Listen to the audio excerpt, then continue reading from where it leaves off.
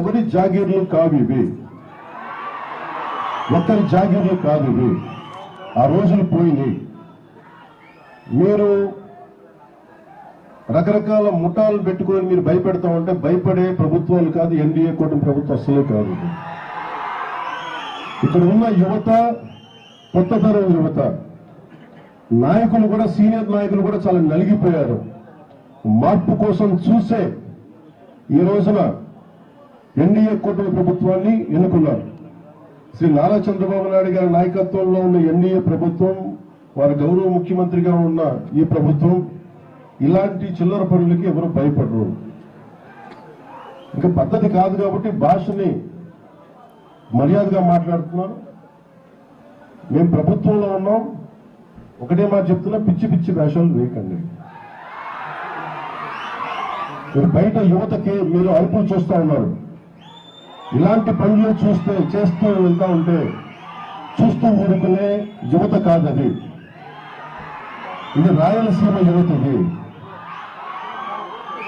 పోరుబాటులో ఉన్న యువత, ఇది నలిగి నలిగి నలిగి ఉద్యోగాలు, ఉపాధి అవకాశాలకి నలిగిపోతూ ఉన్న యువత. ఇది యువతను దయచేసి మీరు రెచ్చగొట్టకండి. ఈ రోజున మేము వచ్చి 70 కోట్ల రూపాయలు జాతీయ ఉపాధి హామీ పథకం కింద మేము అమలు చేసాం. దాదాపు కలెక్టర్ గారు చెప్తాం, దాదాపు ఒక మొత్తం పనులు అయిపోబోతున్నాయి జనవరిలో. రోడ్ల నిర్మాణం కానీ, గోశాలలు కానీ, అన్ని రకాల పనులు చేస్తా ఉన్నాం. ఫామ్ పాండ్స్ కానీ. దాంట్లో భాగంగా ఇప్పుడు నాకు వచ్చిన కంప్లైంట్ కూడా ఏంటంటే, ఇక్కడున్న గాలివీడి మండలం ప్రజలకు కూడా చెప్తా ఉన్నారు, వాళ్ళు పర్మిషన్స్ ఇవ్వమంటే కూడా ఇవ్వమని చెప్పట్లేదండి. పనులు సిద్ధమైపోయినాయి అంటే వీళ్ళు కూర్చొని వీళ్ళు ఇక్కడికి వెళ్ళి వీళ్ళు ఉన్నారు ఎంపీడీఓలుగా, వీళ్ళు ఎంపీపీగా ఉన్నారు కాబట్టి వాళ్ళు పర్మిషన్ ఇవ్వట్లేదు అంటే ఒకటే చెప్పాం, 14 రోజులు సమయం ఇస్తాం. 14 రోజుల తర్వాత కలెక్టర్ గారు can over right that rule. మీరు ఎంపీపీలు అని చెప్పి మీ చేతుల్లో ఉందని అధికారం అనుకోవడానికి లేదు.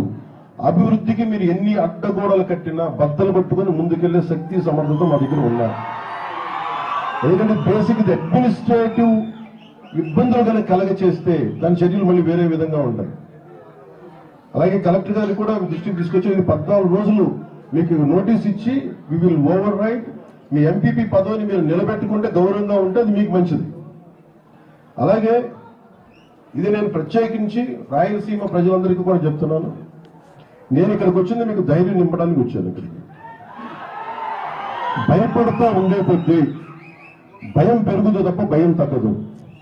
ఇక్కడున్న ప్రభుత్వ అధికారులు కానీ, రాష్ట్రంలో ఉన్న 640 ఎంపీడీఓల మీద కానీ ఒక్కరు చెయ్యేసినా, ఒక్కడంటే ఒక్కడు చెయ్యేసినా ఏ మాత్రం సహించో, ఏ మాత్రం ఊరుకో. గుర్తుపెట్టుకోండి. మీకు ఎలా ఉంటుందంటే చెప్తున్నాను, ఇళ్లలోంచి బయటికి లాక్కొచ్చి జైల్లో పెడతాం. గుర్తుపెట్టుకోండి. ఇళ్లలోంచి లాక్కొస్తాం. మర్యాదగా ఉన్నంతసేపు మర్యాదగా ఉంటాం, పద్ధతిగా ఉంటే పద్ధతిగా ఉంటాం, ప్రజాస్వామ్యబద్ధంగా ఉంటే ప్రజాస్వామ్యబద్ధంగా ఉంటాం. స్థాయి దాటి మీకు కొమ్ములు వచ్చినాయి, మీరు ఇక్కడ కూర్చోబెట్టి మీరు ఆధిపత్య ధోరణితో కానీ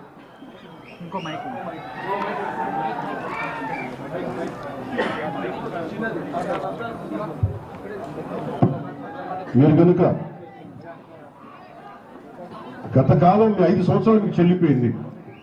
ఈ 5 సంవత్సరాల కాలంలో శ్రీ సుదర్శన్ రెడ్డి గారు వీరి మీద ఈ రోజున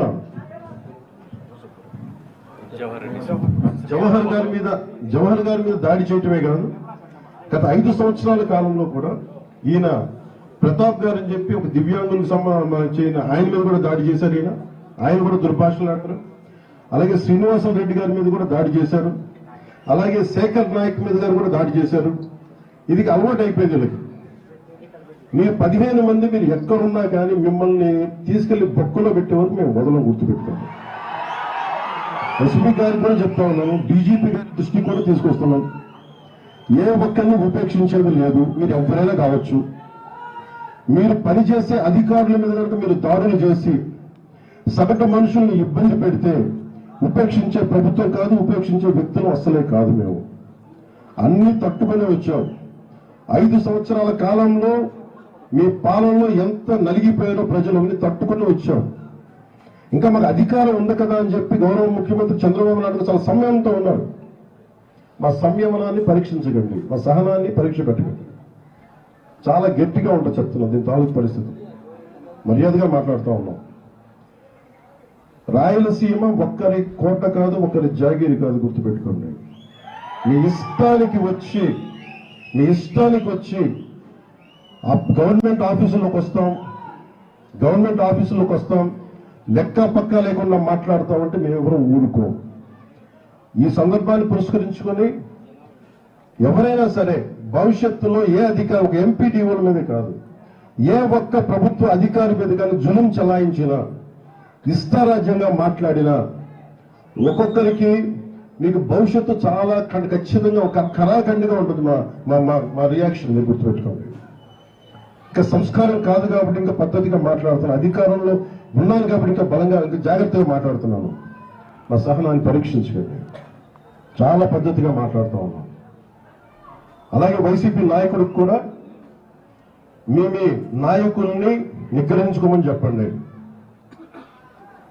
రోడ్ల మీద రైతుల కోసం లేని కథలు చెప్పడం కాదు, చేసిన న్యాయానికి కథల్ని మళ్ళీ ధర్నాలు చేయడం కాదు. ముందు ఆయన జవహర్ గారిని, నేను ప్రతిసారి మాట్లాడుతున్నప్పుడు ఒక దళిత అధికారి మీద దాడి చేసి ఇవన్నీ మాట్లాడి, ఇందులో ఎవరెవరో ఉన్నారు చూడండి. శ్రీనివాసరెడ్డి గారు ఉన్నారు, ఆయన రెడ్డి సామాజిక వర్గానికి చెందిన వ్యక్తి.